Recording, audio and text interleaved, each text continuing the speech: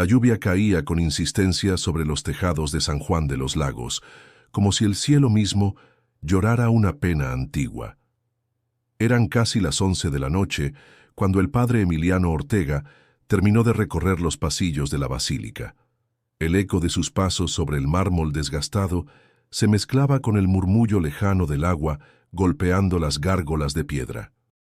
Con manos cansadas y la sotana empapada por la humedad, apagó las luces una por una, dejando al templo sumido en una penumbra reverente.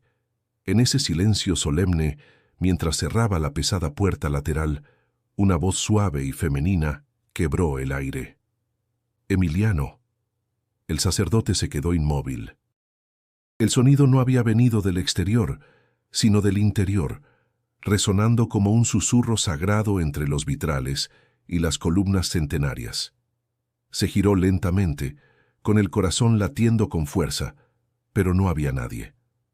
Solo las sombras danzando al ritmo de las velas que aún ardían en el altar.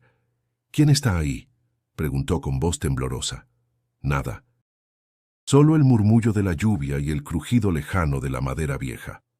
«Estoy cansado», pensó, muy cansado. Había sido un día largo, confesiones sin fin, misas de sanación, peregrinos venidos desde Querétaro y Aguascalientes y las quejas constantes de la diócesis por la falta de orden en sus actividades, pero ninguna fatiga podía explicar lo que acababa de escuchar. El padre cerró con llave y, sin mirar atrás, caminó bajo la lluvia hacia la casa parroquial que se alzaba modesta a unos metros del templo. Mientras se secaba los pies frente al brasero, el eco del susurro seguía repitiéndose en su cabeza. «Emiliano». No era una voz cualquiera, era dulce, maternal, pero también llena de una gravedad inexplicable. No había miedo en ella, sino algo que desbordaba lo humano. El padre intentó rezar, pero las palabras le salían entrecortadas. Se sirvió una taza de café recalentado y se sentó frente a la ventana. Desde allí podía ver la silueta de la basílica recortada contra la noche tormentosa. Una parte de él quería creer que había sido solo una alucinación. Otra, más profunda, más antigua, sabía que algo había comenzado. Y si tú, como Emiliano, has sentido alguna vez que lo divino te susurra cuando menos lo esperas, suscríbete al canal y activa la campanita, porque lo que estás a punto de descubrir no es una historia común. Es un testimonio de lo invisible, un llamado que trasciende el tiempo. Mientras los rayos iluminaban brevemente la cúpula de la basílica, Emiliano recordó el rostro de su hermana Ana Lucía, desaparecida hacía 15 años. Había algo en esa voz que le recordó a ella, y eso lo inquietó aún más. A la mañana siguiente, el sacerdote despertó sobresaltado con el nombre María en los labios. No recordaba el sueño, pero sentía en el pecho una mezcla de calma y terror. Caminó descalzo hasta su escritorio. Abrió su Biblia y encontró al azar un versículo subrayado por su hermana años atrás. «No temas, porque yo estoy contigo». Isaías 41:10. Cerró los ojos. No era casualidad. Afuera, la lluvia había cesado, pero el aire seguía cargado de misterio. En su pecho una certeza crecía como una llama tímida. No estaba perdiendo la razón. Algo o alguien lo había llamado, y no iba a ignorarlo.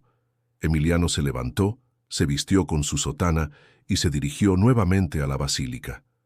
Las puertas aún estaban cerradas, pero él llevaba la llave. Esta vez, no como sacerdote, sino como un hombre buscando respuestas. El sonido de la llave girando en la cerradura resonó seco en la mañana húmeda. Emiliano empujó la puerta con decisión, pero en su interior, una tormenta aún más intensa que la de la noche anterior lo consumía. Caminó hacia el altar en silencio. Sus pasos resonaban entre las bancas vacías. La imagen de la Virgen lo observaba con una ternura inmóvil, iluminada por la luz gris que filtraban los vitrales. Él no sabía si estaba buscando respuestas o simplemente comprobando que todo seguía en su lugar, que su mente no se había quebrado. Se sentó en la primera banca, entrelazó las manos y por primera vez en años rezó sin saber qué pedir. Los recuerdos llegaron como un río desbordado. 15 años atrás, Ana Lucía había salido en la madrugada rumbo a Guadalajara. Emiliano la había abrazado con prisa. Tenía misa temprano. Ella sonreía siempre, incluso cuando su mundo se caía a pedazos. Esa fue la última vez que la vio. El accidente fue brutal. Un tráiler sin frenos. El coche quedó reducido a chatarra. No hubo entierro, solo una urna cerrada. El día de su muerte, Emiliano dejó de hablar con Dios. Abandonó la parroquia por más de un año. Vagó por Michoacán, luego por Chiapas, buscando consuelo en el servicio comunitario. Rezaba con los labios, pero no con el alma.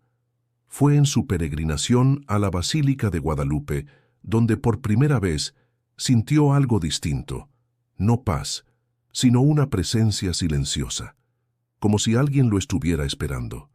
Volvió a San Juan de los Lagos, pero ya no era el mismo. Sus sermones hablaban más del dolor que del consuelo. Algunos fieles se alejaron, otros, los más rotos, se acercaron. Ese día, después del susurro, todo volvió, como si el tiempo se hubiese doblado. ¿Por qué ahora?, susurró al altar. ¿Por qué a mí? La puerta del fondo se abrió suavemente. Hermana Rosario, con su andar lento y su rosario en la mano, se acercó. «Padre, ¿todo bien?» Emiliano tragó saliva. «Escuché una voz anoche, aquí dentro». Rosario no se sorprendió. «¿La Virgen?» El silencio se volvió pesado. «No lo sé, pero dijo mi nombre». Ella se sentó a su lado, acomodándose el chal. A veces, cuando el alma ya no grita, es cuando por fin puede escuchar. No es locura, padre. Es gracia. Emiliano la miró con los ojos llenos de dudas. Rosario era más que una sacristana. Era la memoria viva del templo. Había visto pasar 5 párrocos, 3 obispos y decenas de tragedias. Su fe era como el mármol del altar, marcada por el tiempo, pero firme. ¿Y si estoy imaginando cosas? ¿Y si no? El padre bajó la mirada. Las palabras de Rosario resonaron en su interior como campanas lejanas. Los días siguientes no trajo ninguna respuesta clara, pero algo había cambiado. Por las noches los sueños se tornaron más vívidos. Una figura luminosa aparecía al fondo del templo, siempre de espaldas. No hablaba, pero lo observaba con una paciencia infinita. Al despertar, Emiliano sentía una mezcla de alivio y angustia. Durante la misa del domingo, notó que algunos fieles lo observaban con más atención de lo habitual. Una señora dejó una vela en el altar mayor y murmuró: «Gracias, Virgencita, por seguir aquí». Esa misma tarde, mientras caminaba por los pasillos traseros del templo, escuchó nuevamente el leve murmullo de su nombre. Esta vez no tuvo miedo. Se detuvo, respiró hondo y esperó. Pero no hubo más. Esa noche, en su cuarto, se arrodilló frente a la imagen de la Virgen de San Juan y dijo en voz alta: «Si eres tú, no me dejes solo». Y con esas palabras, algo dentro de él comenzó a moverse. No era certeza, era una herida que al fin parecía querer cicatrizar. El lunes amaneció con un cielo plomizo que parecía arrastrar el peso de los días anteriores.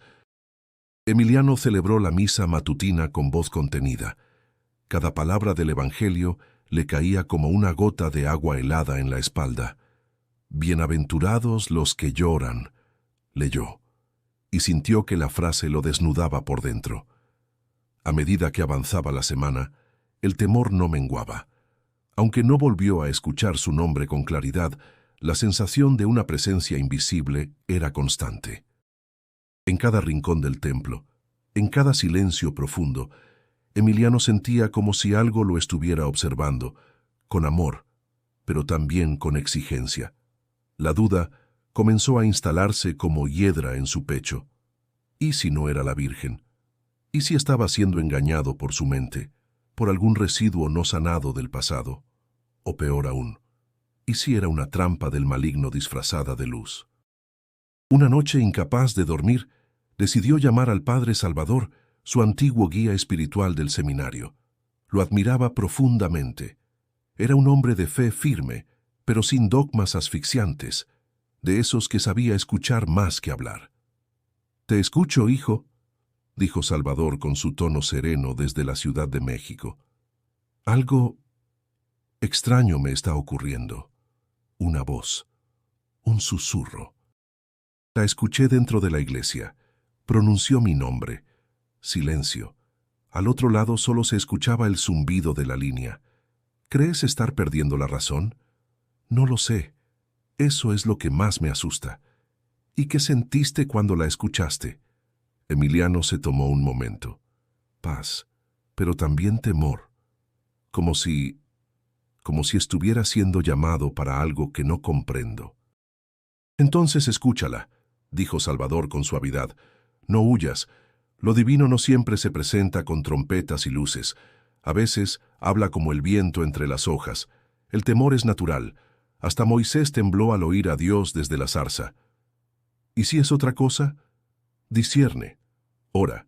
No estás solo. Pero no cierres el corazón por miedo. La fe sin riesgo no transforma a nadie». Emiliano colgó con el pecho encogido.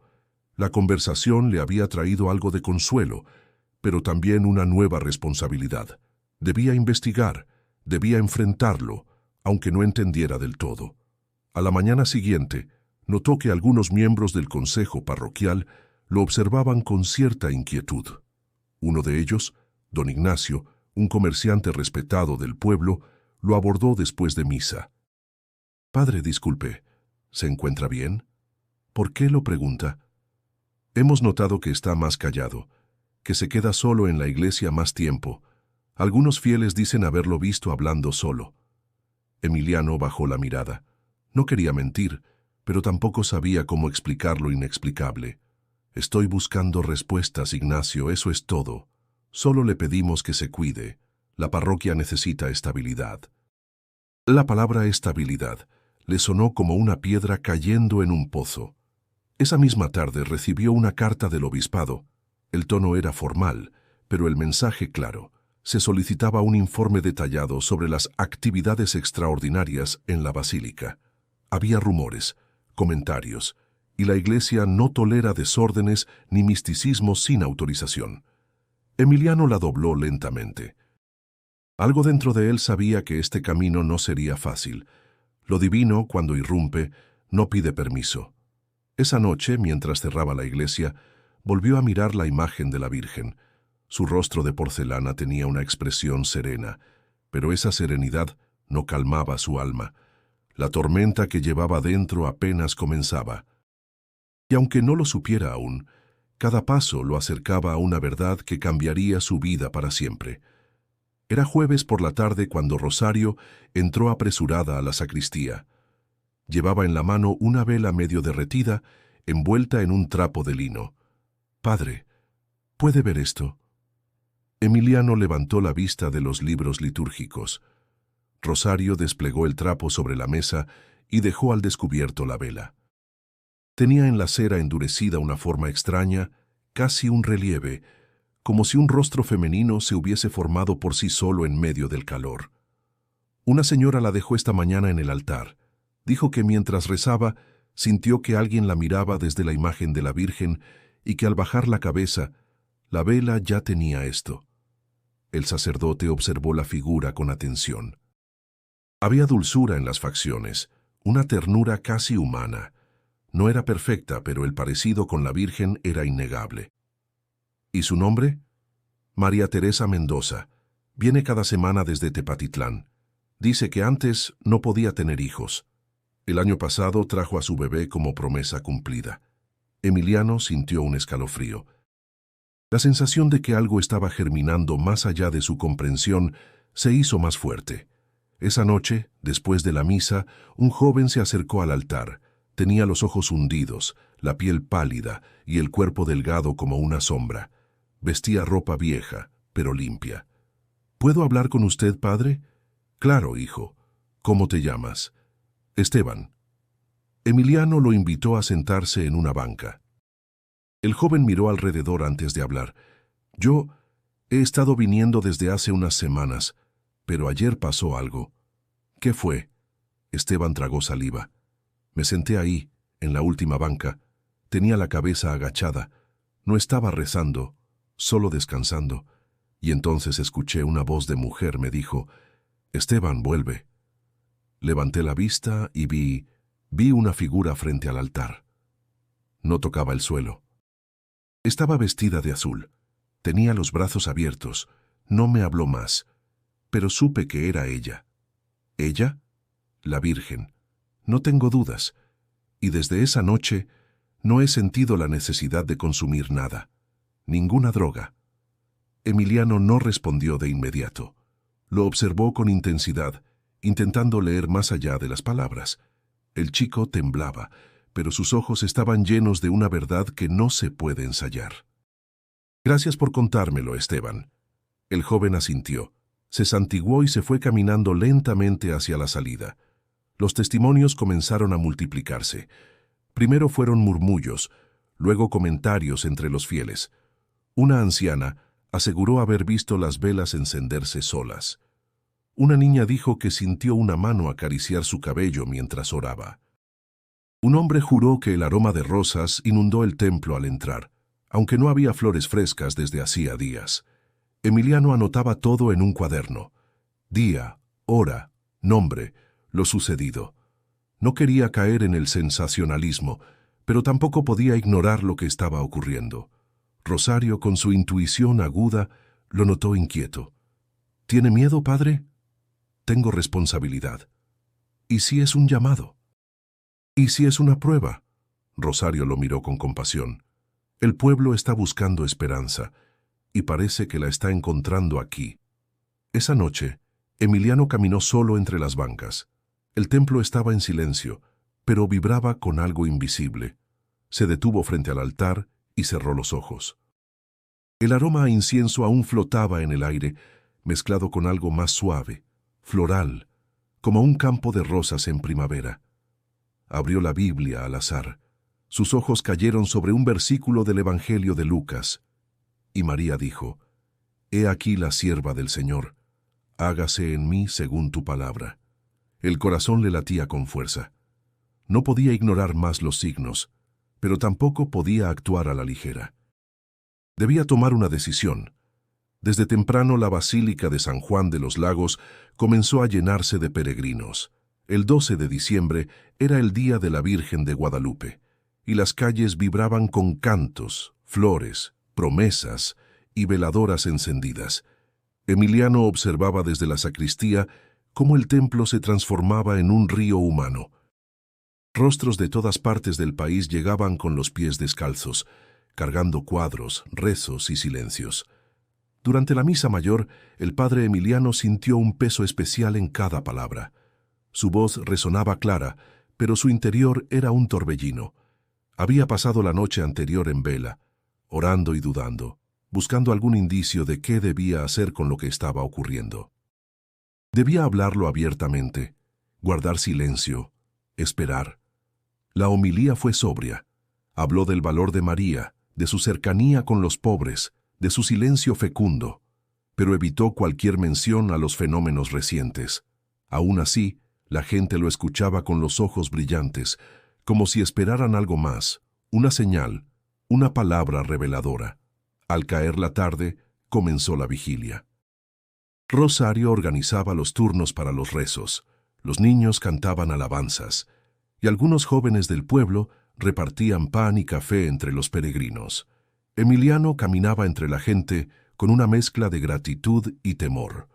El fervor crecía, y con él la posibilidad de que algo inexplicable volviera a ocurrir. Cerca de la medianoche, una familia se acercó al altar.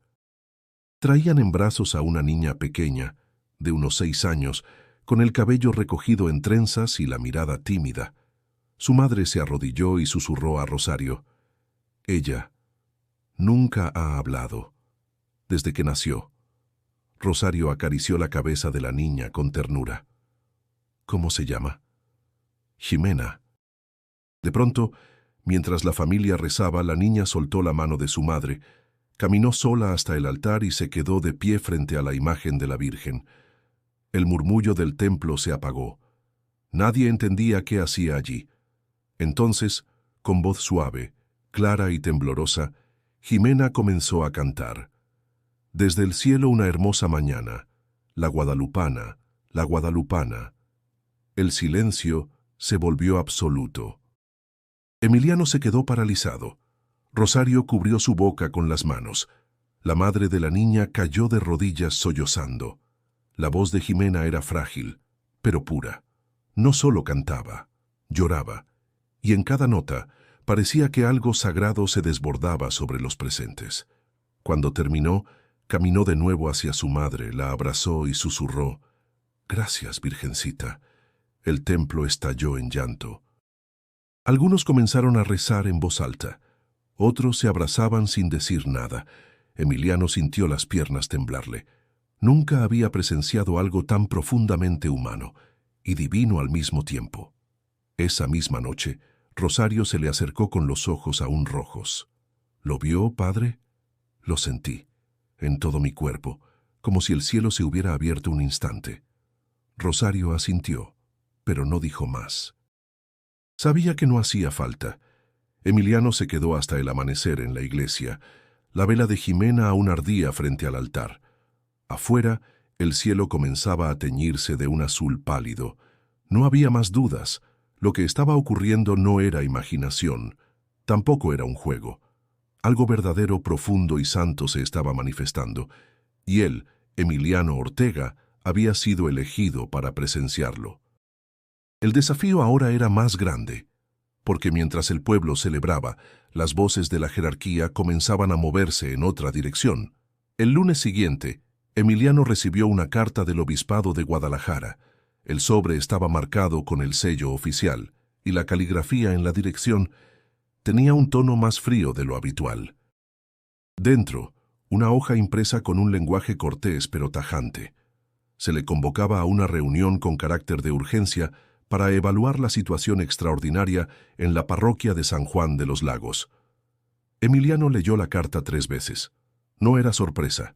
Desde hacía semanas los rumores se habían filtrado. Lo que ocurrió con Jimena se había esparcido por todo Jalisco como pólvora. Una niña muda que canta, una vela con rostro, susurros escuchados por múltiples fieles. Para el pueblo eran milagros, para la jerarquía, desórdenes. Rosario entró con su andar sereno, cargando una caja de veladoras. «¿Algo malo, padre?» Emiliano le mostró la carta sin hablar. Ella la leyó en silencio y luego suspiró. «Van a intentar silenciar esto, o silenciarme a mí. No tiene miedo a ellos, ¿verdad?» «No. Tengo miedo de no estar preparado». Rosario dejó la caja en el suelo y se acercó. «Lo están viendo con ojos humanos, pero lo que está pasando aquí no lo es. Confíe». Emiliano asintió, pero su rostro estaba tenso. Esa misma noche, después de la misa, el monseñor Francisco Valverde llegó sin previo aviso. Viajaba con sotana negra impecable y una mirada que helaba el aire. Lo acompañaba el padre Miguel Aranda, secretario del obispado, un hombre joven con rostro impenetrable. Valverde no saludó a los fieles. Caminó directo a la sacristía. «Padre Emiliano», dijo con tono firme, «vine antes de la reunión formal para ver con mis propios ojos lo que ocurre. Quiero claridad, no más rumores». «Tiene usted la casa del Señor a su disposición», respondió Emiliano con respeto. Valverde miró el altar con gesto adusto. Luego se volvió hacia Emiliano. «Los informes hablan de histeria colectiva, manipulación emocional, testimonios no verificados. ¿Está fomentando esto?» «No estoy fomentando nada, solo estoy escuchando y registrando lo que sucede». «¿Y cree que es real?» «No soy yo quien debe decidirlo, pero sí creo que las personas están sintiendo algo auténtico, algo que las transforma». El monseñor frunció el ceño. «La Iglesia no se guía por emociones, se guía por doctrina. Cuidado con abrir puertas que después no pueda cerrar». Emiliano sostuvo la mirada. Por dentro luchaba contra el impulso de defenderse con fuerza, pero no quería caer en provocaciones. Lo que ocurría no necesitaba su defensa, se defendía solo. «Si desea, puedo compartir los registros que he tomado». «Lo haremos en Guadalajara». Esta noche solo observaré. Durante la misa, Valverde se sentó en la primera banca, con los brazos cruzados. Observó cada palabra de Emiliano, cada gesto. Al terminar, ni una palabra. Se marchó en silencio. Esa noche, Emiliano no durmió. El encuentro lo había dejado agitado, no por temor al juicio, sino por la sensación de que la batalla ya no era solo espiritual. Había entrado en el terreno de lo político, de lo estructural, donde la verdad a veces se distorsiona entre papeles y sellos oficiales. Al amanecer, mientras rezaba en soledad, volvió a sentir aquella presencia que ya no le era ajena. No hubo voz ni visiones, solo una paz que lo cubría como un manto. Y entonces comprendió algo. No tenía que convencer a nadie. Su misión no era probar un milagro, sino ser testigo. La verdadera prueba, sin embargo, aún no había comenzado. El decreto llegó en forma de oficio sellado, con un lenguaje frío y preciso. El padre Emiliano Ortega será retirado temporalmente de sus funciones pastorales, mientras se lleva a cabo la evaluación eclesiástica correspondiente. La noticia cayó como un balde de agua helada en la comunidad. Algunos no lo creían, otros se indignaron, pero Emiliano la recibió con un silencio resignado. Rosario lloró sin consuelo. «No pueden hacer esto. Usted no ha hecho nada malo.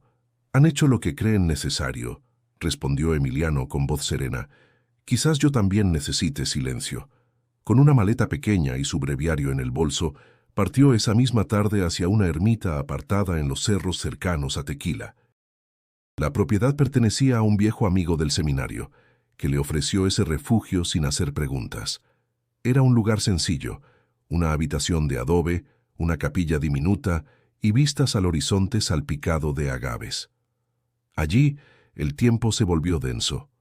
Los días se repetían con un ritmo lento: despertar, rezar, caminar entre los campos, leer los salmos, preparar su comida.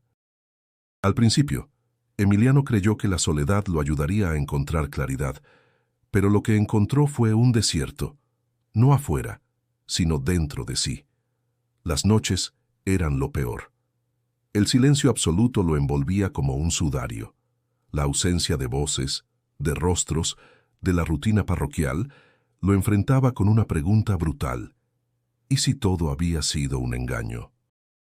Una madrugada se levantó sobresaltado por una pesadilla. En ella caminaba entre la multitud del templo, pero todos lo ignoraban. Hablaba, gritaba, rezaba, pero nadie lo escuchaba. Despertó empapado en sudor, con el pecho oprimido. «Dios mío», susurró, «si no fuiste tú, ¿quién fue?». Pasaron los días y el peso de la duda se volvió insoportable. Emiliano dejó de rezar. Se sentaba frente al altar, pero no pronunciaba palabra. Solo miraba el crucifijo esperando algo, una señal, una respuesta. Nada llegaba, hasta que una tarde, mientras cortaba leña, escuchó el sonido de una camioneta vieja acercándose por el camino de tierra. Rosario bajó con dificultad, ayudada por Esteban, el joven que había dejado las drogas tras la aparición. «No podíamos quedarnos sin verlo», dijo ella con los ojos brillantes. «Traemos esto para usted». Le entregaron un fajo de cartas, cientos, escritas por manos distintas, con caligrafías torpes y cuidadas. Algunas venían de niños, otras de ancianos. Una decía: «Padre, gracias por enseñarme que la Virgen aún nos escucha». Otra: «Mi esposo volvió a la iglesia desde que usted lo confesó. No se rinda». Emiliano las leyó una por una durante la noche. Algunas lo hicieron reír, otras llorar, pero todas tenían una cosa en común: esperanza. Al amanecer, salió al campo con el breviario bajo el brazo. Se arrodilló frente a un pequeño árbol y por primera vez en semanas oró con sinceridad. «Señor, no sé si merezco esta misión, pero si tú lo has querido, aquí estoy». Y entonces el viento sopló entre las ramas, suave, como un susurro maternal. No hubo voces, ni visiones, solo una sensación profunda de que, en medio del desierto, algo había germinado. La herida no estaba cerrada, pero ya no sangraba, y aunque aún no sabía cómo, Emiliano entendió que tenía que volver. Esa noche, tras haber orado de nuevo después de semanas de sequedad interior, Emiliano se recostó con el corazón más liviano. El aire en la ermita era frío, pero por dentro sentía un calor distinto, como si la oración hubiese encendido algo. Cerró los ojos sin esperar nada. No pidió señales ni milagros, solo paz. Y entonces soñó. Se encontraba otra vez en la basílica, pero no era la misma. No había bancos ni vitrales. Todo estaba cubierto de una niebla dorada, suave, que flotaba como incienso eterno. Caminaba descalzo hacia el altar. Al llegar, lo vio. Una figura femenina de espaldas, vestida de azul profundo, con un velo que caía hasta el suelo. Emiliano sintió que las rodillas se le doblaban. Quiso hablar, pero no pudo. De pronto, la figura giró lentamente y sin necesidad de palabras, lo miró con una ternura que desgarraba. Tenía el rostro de su hermana Ana Lucía, pero también era María. Era ambas al mismo tiempo, en una armonía imposible de explicar. Ella extendió una mano y él la tomó. Al tocarla sintió una luz atravesarlo desde el pecho, y entonces la voz surgió, no de sus labios, sino desde dentro de él. No te elijo por perfecto, Emiliano, sino por quebrado. El sueño se desvaneció sin dramatismo. No hubo visiones apocalípticas, ni luces cegadoras. Solo esa frase, esa caricia. Emiliano despertó con lágrimas silenciosas corriendo por su rostro. El sol apenas asomaba entre las montañas. Se sentó en la cama, respirando hondo. Acarició el crucifijo que llevaba al cuello desde el seminario y cerró los ojos. Gracias. Pasó el día en silencio. No sentía la necesidad de hablar. Era como si todo el ruido interior hubiese cesado. Incluso los recuerdos dolorosos de Ana Lucía se sentían distintos. Seguían doliendo, sí, pero de otra manera, como una cicatriz que ya no se infecta. Al atardecer, caminó por los agaves hasta una pequeña colina desde donde podía ver el horizonte. El cielo ardía en tonos de naranja y violeta. En el fondo, los campanarios de San Juan de los Lagos apenas se distinguían como un suspiro entre la neblina. Rosario había regresado al pueblo esa mañana. Emiliano estaba solo de nuevo, pero ya no se sentía abandonado. Sacó su diario y escribió con letra firme: «Hoy soñé con ella, y me habló desde la herida, no con reproche, sino con amor. No tengo todas las respuestas, pero sí una certeza: debo volver, no para desafiar, ni para explicar, solo para estar, para acompañar, para ser testigo». Esa noche empacó sus pocas pertenencias. No tenía claro cómo sería su regreso, ni si sería bien recibido. Sabía que la suspensión seguía vigente, que el obispado no lo esperaría con los brazos abiertos, pero algo dentro de él había cambiado. No era rebeldía, era obediencia a una voz más antigua que los decretos y las jerarquías, una voz que le susurró su nombre cuando ya no esperaba nada. Al amanecer, con el cielo despejado y el alma encendida, Emiliano cerró la puerta de la ermita y comenzó a caminar. No tomó la carretera principal. Eligió el camino de tierra que serpenteaba entre los cerros, donde el silencio lo acompañaba como un viejo amigo. Cada paso que daba lo acercaba no solo al templo, sino a su destino. Emiliano llegó a San Juan de los Lagos antes del amanecer. El aire olía a pan recién horneado y a cera derretida. Las calles estaban casi vacías, salvo por algunos comerciantes preparando sus puestos. Caminó con la sotana doblada en el bolso, el rostro cubierto por una gorra vieja. No buscaba esconderse, pero tampoco quería llamar la atención. Aún no sabía si tenía derecho a volver. Rosario lo esperaba en la puerta trasera de la iglesia. Al verlo, soltó el rosario y corrió a abrazarlo. «Dios mío, pensé que no volvería. Yo también, Rosario, pero no podía quedarme allá. Algo me trajo de regreso». Ella lo guió al interior del templo, que aún estaba cerrado. Todo estaba en silencio, pero el ambiente vibraba con esa misma presencia sutil que él recordaba. Se arrodilló frente al altar y permaneció en silencio. No pidió nada, solo agradeció. ¿Y el obispado? No saben que regresó, dijo Rosario bajando la voz. Pero el pueblo sí. En efecto, al día siguiente, la noticia de su retorno se esparció como pólvora. Una anciana llegó con flores y las dejó en el altar. Un grupo de jóvenes lo saludó desde lejos, haciendo la señal de la cruz. Los ojos de los niños lo seguían como si vieran a un santo. Emiliano no podía evitar sentirse incómodo, pero entendía. No lo reverenciaban a él, sino a la esperanza que él representaba. En pocos días, más de 200 fieles se reunían cada tarde para rezar el rosario. Rosario organizaba las oraciones, mientras Emiliano se mantenía en un segundo plano. No oficiaba misa, no se acercaba al altar como sacerdote. Solo oraba, escuchaba y acompañaba. Era suficiente. Un sábado, después de una oración comunitaria, Esteban se le acercó con los ojos encendidos. «Padre, mi madre quiere verlo. Dice que desde que usted regresó, duerme tranquila por primera vez en años. Dile que iré a verla mañana». La gente comenzó a dejar cartas, veladoras, fotografías en el atrio. Algunos traían testimonios escritos. Otros, dibujos de la Virgen con su nombre al pie. Para Emiliano, el templo se había convertido en un refugio, una casa donde los rotos encontraban consuelo. Pero no todos estaban contentos.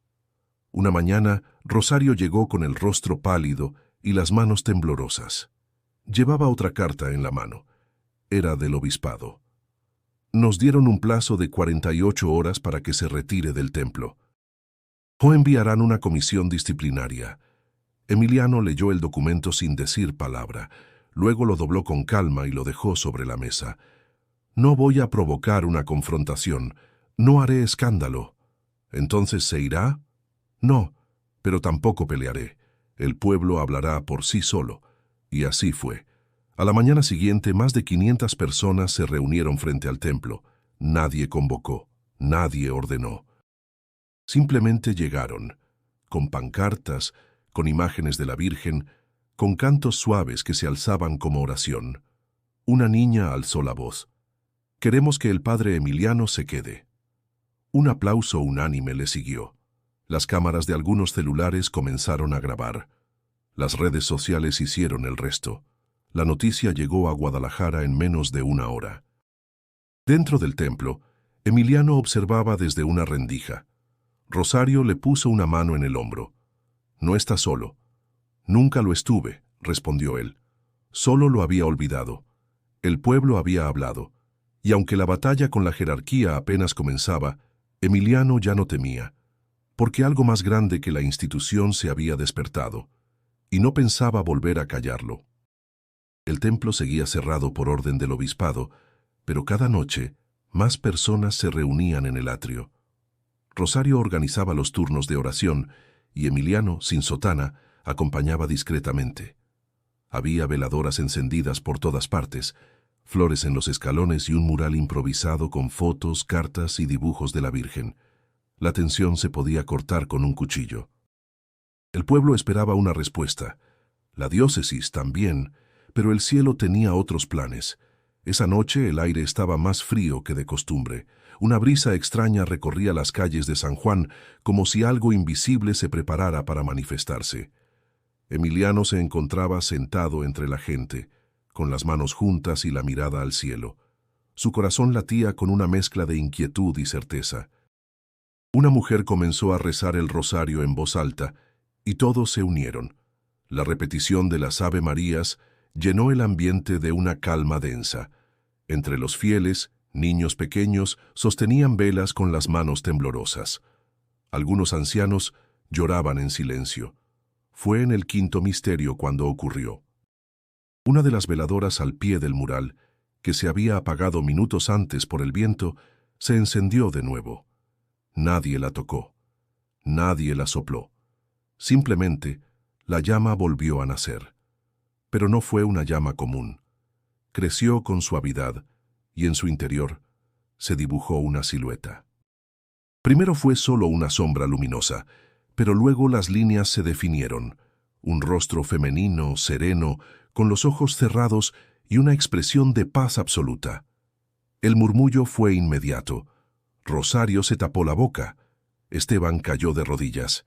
Una señora gritó, «¡Es ella! ¡Es la Virgen!». Emiliano se levantó lentamente. Caminó hacia la llama, con el corazón desbocado.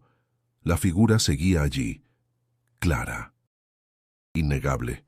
El rostro en la cera encendida parecía mirar a todos, sin mirar a nadie. Algunos comenzaron a cantar bajito, otros simplemente lloraban. Nadie se movió durante varios minutos. El tiempo pareció suspenderse. Y entonces, como si lo invisible tuviera su propio lenguaje, la llama disminuyó hasta apagarse suavemente. Pero el rostro quedó marcado en la base de vidrio, como una sombra grabada por el fuego. «No es una ilusión», dijo Rosario, rompiendo el silencio. «Yo lo vi. Todos lo vimos». Emiliano se arrodilló junto a la vela. No necesitaba pruebas. Su alma ya lo sabía. Pero allí, frente a la evidencia, sintió algo distinto, una autoridad interna que nunca antes había sentido. Como si por fin entendiera su papel. «No estamos solos», dijo en voz baja, «y nunca lo estuvimos». Al día siguiente, la imagen se volvió viral. Alguien había tomado una fotografía con su celular y la compartió en redes sociales. En cuestión de horas, cientos de personas comenzaron a llegar desde otros pueblos. Querían ver la vela, tocar el muro, rezar en el atrio. Los medios comenzaron a llamar. Periodistas de León, Guadalajara, incluso de Ciudad de México. Pero Emiliano evitó entrevistas. No buscaba fama, no buscaba atención. Su misión no era ser protagonista, sino custodio. Una tarde, mientras Rosario organizaba las flores que los fieles dejaban en el muro, se acercó a él con una sonrisa llena de asombro. «Padre, ¿se da cuenta de lo que está pasando?». Emiliano asintió. «Sí. Pero no es por mí». «No», dijo Rosario, «es por ella». «Pero usted abrió la puerta». La imagen en la vela fue retirada cuidadosamente y colocada dentro del templo, a resguardo. La iglesia seguía cerrada oficialmente, pero eso ya no importaba. La fe había salido a la calle, y con ella algo se había encendido que ya nadie podía apagar. La notificación llegó en una hoja firmada por el mismo Monseñor Valverde.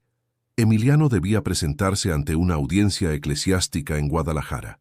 No era una citación abierta al diálogo, era un juicio. La fecha, lunes próximo. El lugar, la sede de la curia arquidiocesana.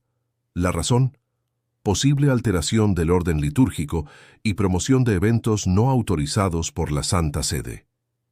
Emiliano leyó el documento sin sorpresa. Lo que lo inquietaba no era el contenido, sino el peso que sentía en el pecho. No por él, por el pueblo, por Rosario, por Esteban, por todos aquellos que habían encontrado consuelo en lo que estaba ocurriendo. ¿Iban a deslegitimar también su fe? Rosario entró al cuarto, lo encontró sentado, en silencio. ¿Ya lo sabía? Lo esperaba. ¿Y qué va a hacer? Lo que siempre he hecho, decir la verdad. El lunes llegó y con él el viaje. No fue solo. Rosario insistió en acompañarlo, también Esteban, y detrás de ellos, en la vieja camioneta del panadero, una pequeña comitiva de fieles decidió viajar hasta Guadalajara para estar cerca, aunque fuera desde fuera. La curia era un edificio imponente, de piedra fría, con vitrales oscuros y pasillos que olían a papel antiguo. Los recibieron dos sacerdotes con trajes impecables y rostros serios. Emiliano fue llevado a una sala amplia, sin ornamentos, donde lo esperaban 5 clérigos sentados tras una larga mesa. En el centro, Monseñor Valverde. «Padre Emiliano Ortega», inició uno de los jueces, «se le ha convocado para esclarecer su papel en los acontecimientos recientes que han generado confusión y posible idolatría entre los fieles». Emiliano respiró hondo. «Estoy aquí para responder todo lo que sea necesario».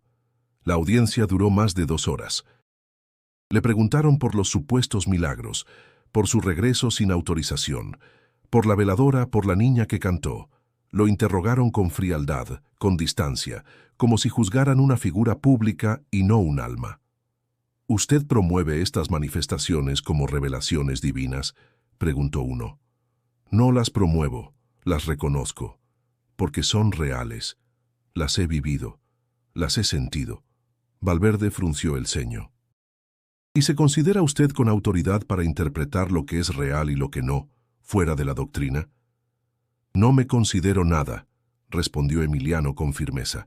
Solo soy un hombre que escuchó su nombre en la oscuridad y decidió no callar más. Pidieron testigos. Rosario fue la primera. Habló con el corazón en la mano. Relató todo. Los susurros, las cartas, la niña muda, la vela. Lo hizo con respeto, pero con firmeza. Yo he visto milagros, Excelencia, dijo mirando a Valverde, y no me los contó nadie. Estuve ahí. Luego fue el turno de Esteban. Su voz temblaba, pero no su convicción. Yo me iba a morir en una banqueta, padre, y algo que no puedo explicar, me hizo volver. Y fue porque lo escuché en su iglesia, porque lo vi rezar cuando nadie más lo hacía. El silencio se hizo espeso. Algunos de los clérigos bajaron la mirada. Valverde se mantuvo inmóvil. Cuando todo terminó, Emiliano se puso de pie. No vine a defenderme, vine a testimoniar. Si eso es una falta, la asumo. Lo dejaron ir sin decirle el veredicto. Esa noche, en una posada cercana, Rosario lo abrazó sin decir palabra. Esteban se quedó dormido en una banca, agotado. El juicio había terminado, pero la sentencia aún no. Y en el fondo Emiliano sabía que lo que estaba en juego no era su cargo, sino su fe.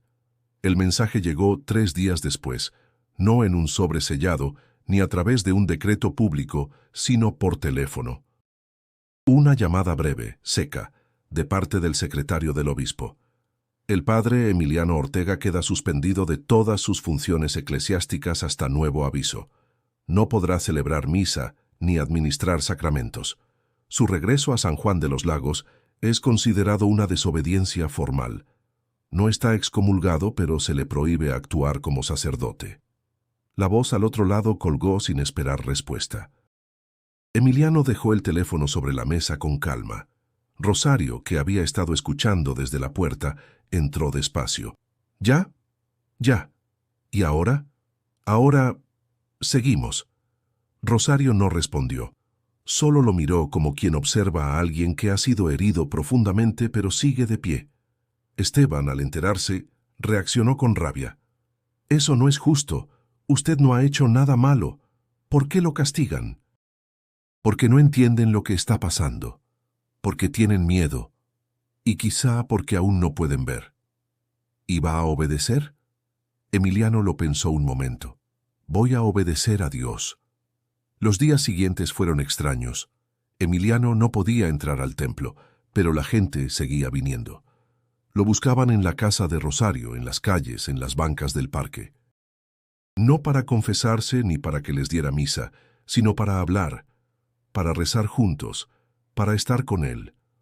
Un anciano ciego le tomó la mano un día y le dijo: «Usted no necesita altar. Su voz ya es oración». Fue entonces cuando Rosario tuvo la idea. «Vamos a construir una capilla, pequeñita, en las afueras, donde no moleste a nadie, pero donde todos puedan venir». «No puedo celebrar misa, No va a celebrarla, solo va a estar ahí, acompañando». Pidieron permiso a una familia que tenía un terreno baldío a la salida del pueblo. Los dueños dijeron sí sin dudar, y así, piedra por piedra, con las manos de los mismos fieles, comenzó a levantarse la capilla del susurro. No había planos, ni arquitectos, solo devoción. Esteban cargaba ladrillos. Rosario cocinaba para los voluntarios. Niños pintaban las paredes con flores. En el altar improvisado colocaron una copia sencilla de la Virgen de San Juan, y debajo de ella una vela. La misma vela, la que una vez ardió con un rostro. La noticia de la capilla llegó al obispado, pero esta vez no dijeron nada, no emitieron comunicados, no enviaron inspectores. Silencio absoluto. La suspensión seguía vigente, pero nadie la hacía cumplir. Era una excomunión silenciosa. Un destierro sin nombre, una especie de olvido institucional. Pero Emiliano no necesitaba más permisos. Cada tarde se sentaba en la capilla y escuchaba. A los que lloraban, a los que regresaban, a los que buscaban a Dios entre las grietas del mundo. Una mañana, una niña se le acercó. Tendría unos 8 años. Cabello rizado, vestido azul. Le tiró de la manga y le susurró: «Padre». La Virgen me dijo su nombre. Él se agachó, sorprendido. «¿Qué dijiste?» «Anoche soñé con ella. Me dijo que se llamaba María y que lo cuidara a usted». El corazón de Emiliano se estremeció. No supo qué decir. Solo le acarició la cabeza. «Gracias». La niña sonrió y salió corriendo. Ese día, Emiliano se quedó solo frente a la vela. La llama ardía tranquila, como si supiera algo que él apenas comenzaba a comprender. No necesitaba púlpitos, ni permisos, solo fe, y esa ya no se la podían quitar. La capilla quedó terminada en menos de un mes. Era pequeña, de muros blancos y techo de tejas rojas, con un altar sencillo hecho de madera donada por un carpintero del pueblo. No tenía vitrales ni bancas talladas, pero desde el primer día en que se encendió la vela frente a la imagen de la Virgen, se llenó de una presencia que nadie podía explicar con palabras. El pueblo comenzó a llamarla la Capilla del Susurro. Nadie sabía quién había inventado el nombre, pero todos lo usaban. Quizás porque allí, en ese silencio profundo, parecía que la Virgen hablaba bajito al corazón de cada uno. Cada tarde, la gente llegaba en procesión espontánea. No había campanas que los llamaran, pero llegaban. Hombres, mujeres, ancianos y niños. Algunos rezaban en voz alta, otros simplemente se sentaban en el suelo y lloraban. Emiliano no oficiaba, no daba sermones, solo estaba, escuchaba. Bendecía con una sonrisa o con una oración breve. A veces se limitaba a tomar la mano de alguien y permanecer en silencio. Eso bastaba. Esteban se convirtió en el guardián de la capilla. Dormía allí, barría el suelo, encendía las velas. Había recuperado peso y fuerza, pero sobre todo, una dignidad que antes no conocía. «Padre», le dijo una tarde, «yo creía que la vida ya estaba perdida para mí. Pero este lugar me devolvió todo». Emiliano lo miró con ternura. «No fue este lugar, Esteban, fue ella. Y usted, padre, usted también». Rosario, por su parte, organizaba a las mujeres del pueblo para mantener la capilla siempre limpia y con flores frescas. Era incansable, como si hubiera encontrado en ese servicio un nuevo propósito. «Aquí la Virgen también nos cuida», repetía a todos. Una noche, mientras Emiliano rezaba solo frente al altar, escuchó pasos suaves detrás de él. Una niña, la misma que había dicho que la Virgen le susurró su nombre, se acercó con una vela en las manos. «¿Puedo dejarla aquí?», preguntó tímidamente. «Claro que sí, hija». La niña colocó la vela junto a la imagen y cerró los ojos. Después de un momento susurró: «Ella me dijo que no tenga miedo». Emiliano sintió que un escalofrío le recorría la espalda. La miró con cuidado. «¿Cuándo te lo dijo?» «En mi sueño. Estaba rodeada de flores y me dijo que cuidara mucho a usted, porque a veces se siente solo». Emiliano quedó en silencio. La niña lo miró con inocencia y luego salió corriendo hacia la puerta, donde la esperaba su madre. Él permaneció de rodillas, con la garganta apretada. ¿Era posible que la Virgen hablara también a los niños, para confirmarle lo que su corazón temía confesar? Sí, era posible, y era real. Los rumores de la capilla se expandieron pronto. Llegaban personas de pueblos vecinos, algunos enfermos, otros cargando fotografías de familiares ausentes. Una mujer aseguró haber sentido alivio en el pecho después de años de asma crónica. Un joven dijo haber soñado con su padre fallecido tras rezar allí. Los testimonios crecían, y con ellos la devoción. El obispado guardaba silencio. Era como si quisieran que el lugar se apagara por sí solo, pero lejos de apagarse, la llama crecía más. Una tarde Emiliano escribió en su diario: «Lo que comenzó con un susurro en la basílica, hoy resuena en esta capilla. No sé si alguna vez volveré al altar oficial, no sé si algún día seré restaurado en mi ministerio, pero sé que aquí estoy donde debo estar, y eso me basta. Al cerrar el cuaderno, la vela frente al altar titiló suavemente, como si le respondiera. La noticia llegó de manera inesperada. Una mañana fría de enero, Rosario entró corriendo a la capilla, con el rostro desencajado. «Padre, es Monseñor Valverde. Está enfermo, muy enfermo. Lo internaron anoche en Guadalajara». Emiliano la miró en silencio. No había rencor en su corazón, pero sí un peso de incertidumbre. El hombre que había puesto en duda su fe, el mismo que lo había suspendido, ahora yacía en un hospital al borde de la muerte. Esteban, que escuchó desde la entrada, no contuvo su enojo. «Dios es justo. Todo lo que le hizo a usted ahora lo paga». «No, Esteban», dijo Emiliano con firmeza. «No hables así. No se trata de venganza». El joven bajó la mirada, avergonzado. Emiliano suspiró y añadió: «Voy a verlo». El camino a Guadalajara fue silencioso. Rosario lo acompañó, con un rosario en la mano que no dejó de acariciar durante todo el viaje. Al llegar al hospital, un ambiente de tensión llenaba el aire. Médicos y enfermeras entraban y salían con pasos apresurados. El obispo estaba en cuidados intensivos, con un diagnóstico grave: insuficiencia cardíaca avanzada. Emiliano pidió permiso para entrar. Al principio dudaron, pero una de las religiosas que cuidaba al enfermo lo reconoció y, conmovida, le abrió la puerta. El cuarto era pequeño, iluminado por una lámpara tenue. Valverde estaba acostado, conectado a máquinas que medían su pulso irregular. Su rostro, antes duro y altivo, se veía frágil, como el de un anciano cansado de luchar. Cuando lo vio, trató de hablar, pero la voz apenas le salió como un murmullo. «¿Tú, aquí?» «Sí, Excelencia, soy yo». Un silencio pesado llenó la habitación. Emiliano se acercó a la cama y tomó su mano fría. «No vengo como sacerdote, vengo como hermano». Los ojos de Valverde se humedecieron. Intentó incorporarse, pero no pudo. «Me equivoqué, Emiliano. Juzgué sin escuchar. Creí que buscabas protagonismo. Y yo tenía miedo». Emiliano apretó suavemente su mano. «Todos tenemos miedo. Yo también lo tuve. Pero la Virgen no me dejó solo».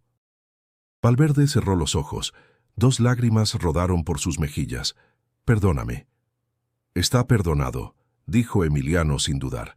El obispo abrió los ojos y lo miró fijamente, con una mezcla de alivio y rendición. «Vuelve. El pueblo te necesita».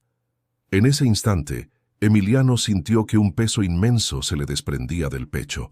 No era la restitución formal, no era un decreto. Era algo más grande, un acto humano de reconciliación nacido en la vulnerabilidad. Rosario, que observaba en silencio desde la puerta, también lloraba.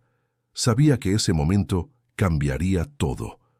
Unos días después, Valverde, aún débil, pidió que Emiliano celebrara una misa especial en la basílica.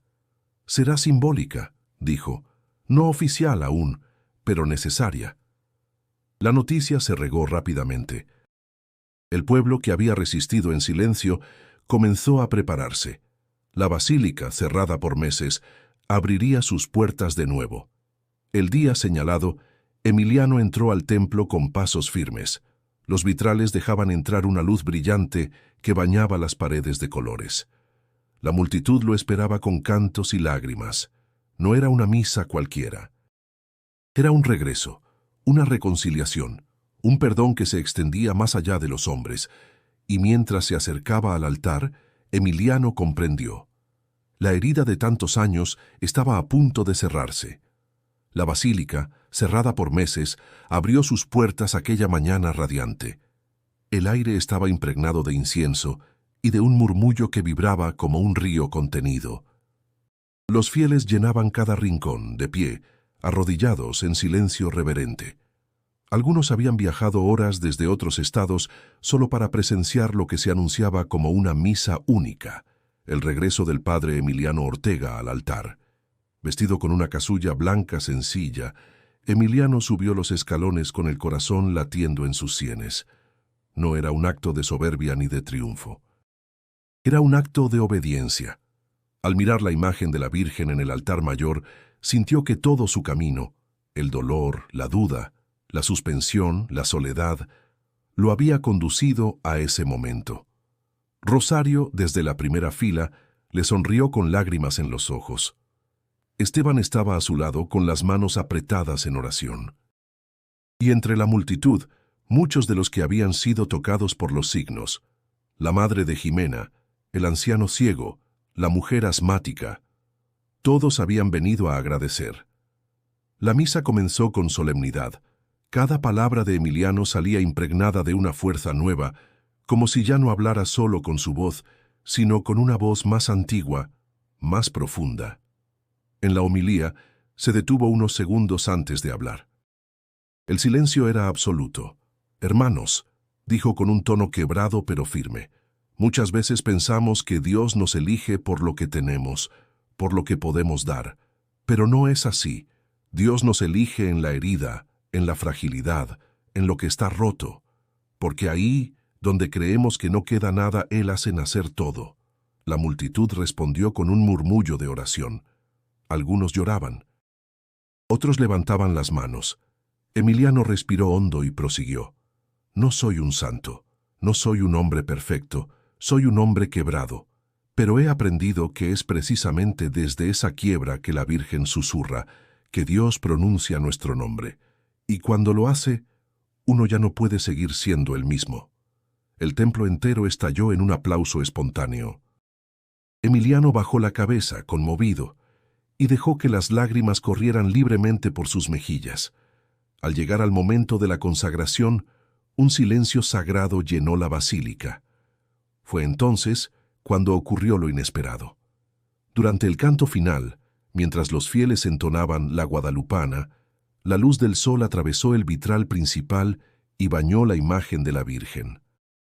Por unos segundos, la estatua pareció brillar, irradiando un resplandor suave, dorado, imposible de ignorar. Un murmullo recorrió la multitud. Nadie gritó. Nadie se movió. Era un silencio lleno de asombro, como si todos entendieran que lo que veían no era de este mundo. Emiliano levantó la mirada y por primera vez en mucho tiempo sonrió sin peso en el corazón. No necesitaba confirmación. No necesitaba explicación. Era el regalo final. La respuesta. Cuando la misa concluyó, la gente salió en procesión espontánea por las calles. Nadie hablaba de suspensión, ni de juicios, ni de decretos, solo de fe. La capilla del susurro se había multiplicado en cada corazón. Al caer la tarde, Emiliano se quedó solo en el templo. Miró la imagen de la Virgen y susurró: «Gracias por no soltarme». El eco de su voz se perdió entre las paredes antiguas, pero dentro de él resonó como un susurro maternal. El ciclo había cerrado. La herida había encontrado su sentido, y el nombre que una vez lo llamó en la oscuridad, ahora lo acompañaría por siempre. Si esta historia tocó tu alma, suscríbete al canal y comparte. Y no olvides dar clic en el video que aparece en pantalla para seguir explorando lo divino en lo cotidiano, porque la historia no termina aquí. ¿Qué ocurrió con Esteban después del último milagro?